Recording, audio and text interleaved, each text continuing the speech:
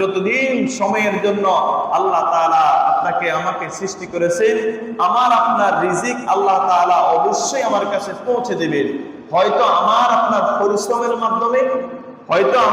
পরিশ্রমের মাধ্যমে এটার রিজিকের ব্যবস্থা করবেন, না হয়তো আল্লাহ তাআলা সরাসরি আসমান থেকে ব্যবস্থা করে দিবেন, সরাসরি আসমান থেকে পাঠিয়ে দিবেন আমার রিজিক। কারণ এটা আল্লাহ তাআলার ওয়াদা। আল্লাহ তাআলা এটা কি ওয়াদা।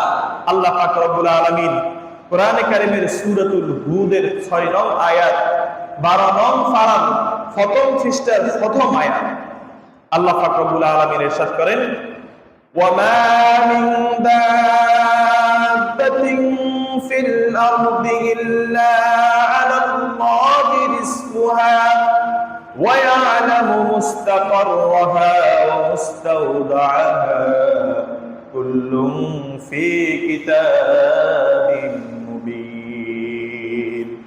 আল্লাহ পাক রব্বুল আলামিন বলেন, পৃথিবীর বুকে বিচরণশীল এমন কোন প্রাণী নেই যার রিজিকের জিম্মাদারি আল্লাহ তাআলার নেই। সুবহানাল্লাহ। অতএব পৃথিবীর বুকে বিচরণশীল যত প্রাণী রয়েছে সকলের রিজিকের জিম্মাদারি কার? আল্লাহ তাআলা বলেন, ওয়ায়ালামু মুস্তাকাররাহা ওয়া মুস্তাওদাআহা। আল্লাহ পাক রব্বুল আলামিন তাদের স্থায়ী এবং অস্থায়ী অবস্থা সম্বন্ধেও অবগত রয়েছেন। কুল্লুন ফি কিতাবিন মুবিন।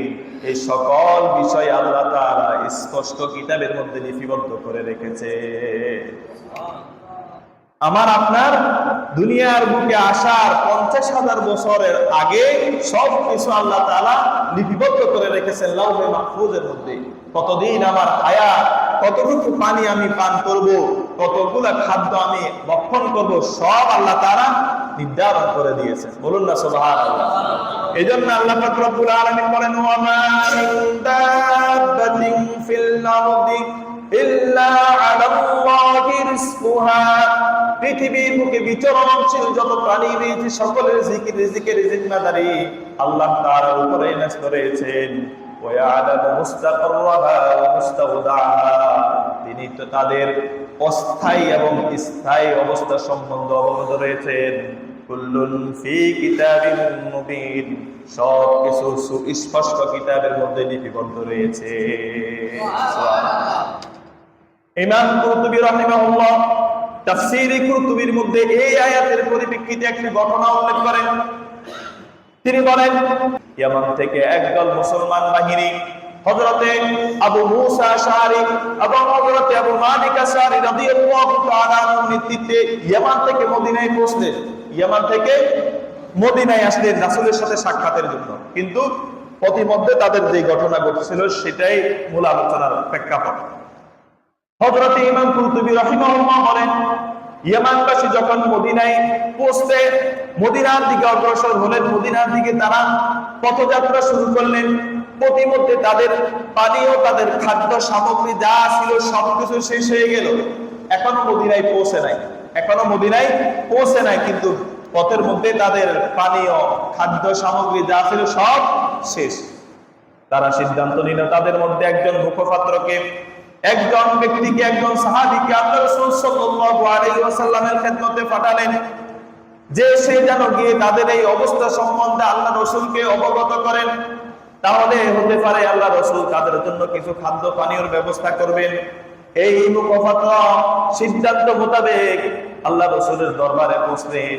কিন্তু সেখানে গিয়ে যখন পৌঁছলেন তিনি দেখতে পেলেন, শুনতে পেলেন ঘরের মধ্যে থেকে, ঘরের ভিতর থেকে আওয়াজ আসতেছে।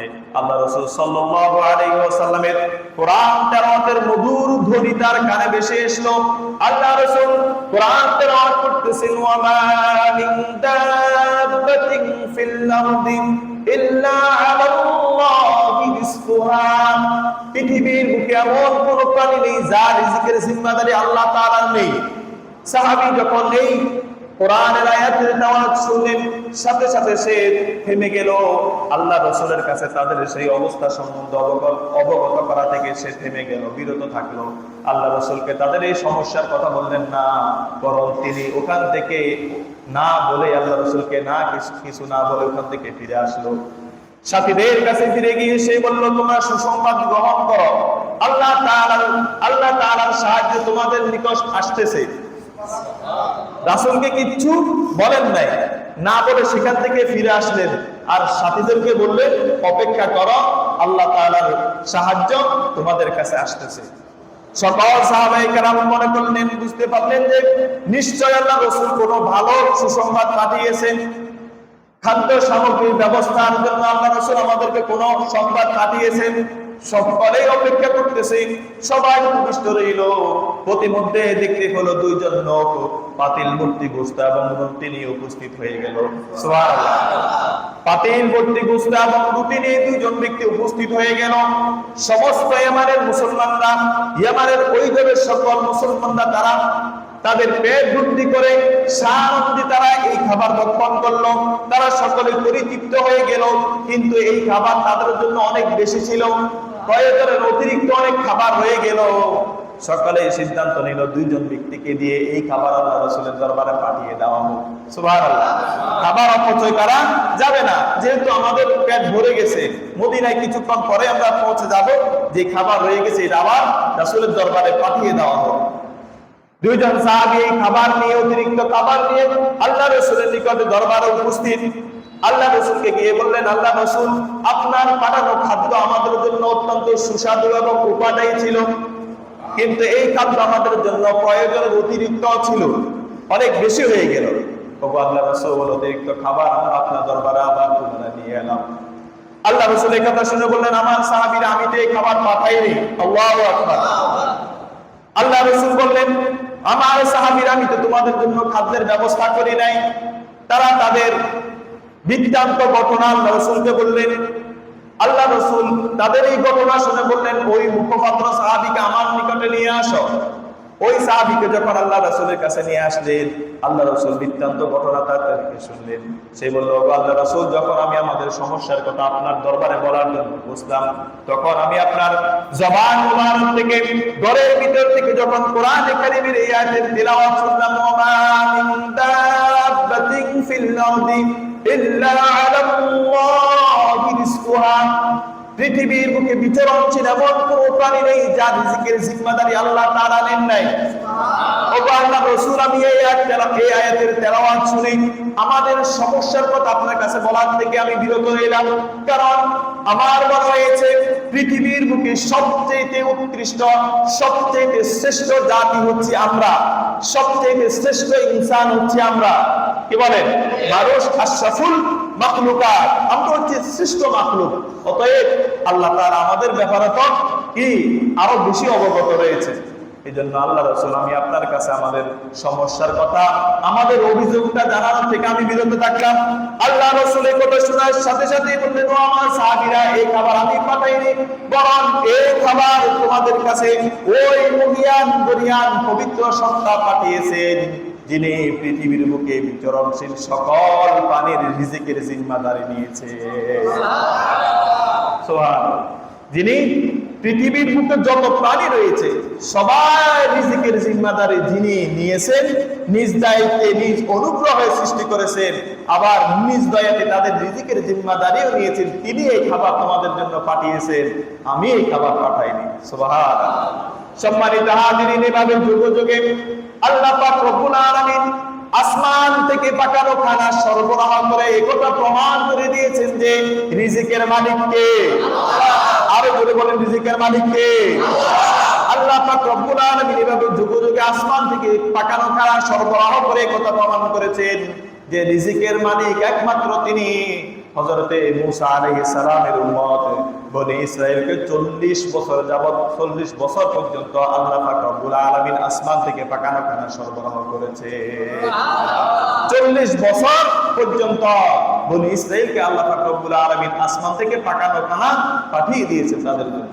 সুবহানাল্লাহ।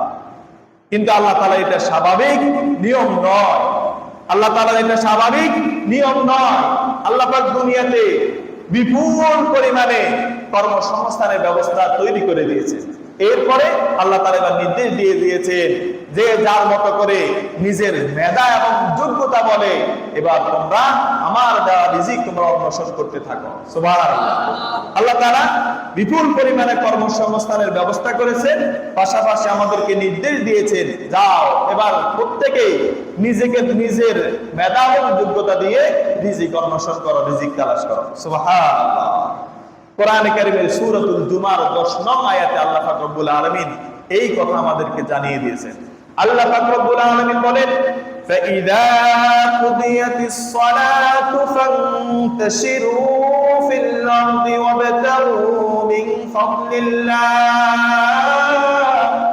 আল্লাহ পাক রব্বুল আলামিন বলেন, যখন তোমরা নামাজ কায়েম করো, নামাজ আদায় করবে, যখন তোমরা জমিনে ছড়িয়ে পড়বে, সুবহানাল্লাহ, নামাজ আদায় করার পরে তোমরা জমিনে ছড়িয়ে পড়ো, ওয়াবতাগু মিন ফাদলিল্লাহ, এবং আমার অনুগ্রহ তোমরা অনুসন্ধান করো। সুবহানাল্লাহ। আমার অনুগ্রহ মানে আমার দেওয়া রিজিক, আমার দেওয়া রিজিক এবার তোমরা তালাশ করো।